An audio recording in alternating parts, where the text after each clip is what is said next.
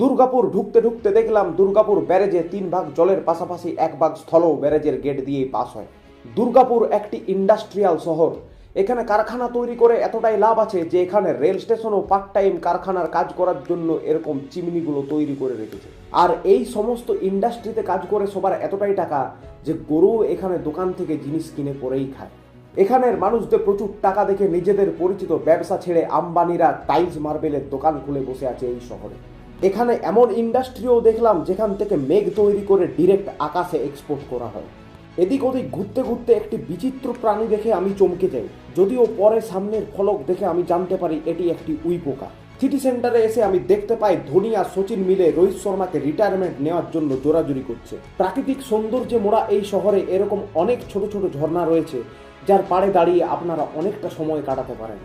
আর এই ঝর্ণাটির উৎস হলো দুর্গাপুরের ড্রেন নামক এক নদী। এই শহরে এসেই জানতে পারলাম যে জোম্যাটো খাবার ডেলিভারির পাশাপাশি চুল কাটারও সার্ভিস দিয়ে থাকে। জাংশন মল পৌঁছে দেখলাম এক কাপেল এখানে হাত পা তুলে রিলস বানাতে ব্যস্ত।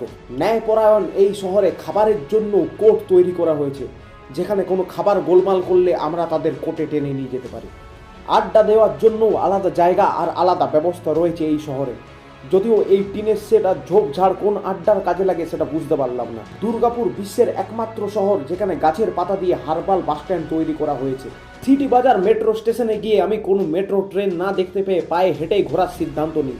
কিছু দূর এগিয়ে গিয়ে আমি দেখি হাতির ধাক্কায় একটি লোক রাস্তায় চিৎপটাং হয়ে পড়ে আছে। আমি তাকে সাহায্য করার জন্য ভাই গেট ওয়েল শুন বলে সেখান থেকে পালিয়ে দেয়। কেমন মানুষ আপনি? এই প্রশ্ন শুনে অতিষ্ঠ হয়ে একটি ব্যক্তি ব্যানার লাগিয়ে জানান তিনি আসলে একটি জেন্টেলম্যান। ঘোর কলিযুগ তখনই বুঝলাম যখন দেখলাম নেশা মুক্তি কেন্দ্রে দাঁড়িয়ে পাতার নেশা করছে কয়েকটি যুবক। লালকে এই শহরে বরাবরই উপেক্ষা করা হয়, সেটা সিগন্যাল হোক বা লোকসভার ভোটে। অবশেষে পানি কম চায়ের দোকানে চা খেতে গিয়ে বুঝলাম এই চায়ে পানি কম থাকলেও জল বেশি আছে।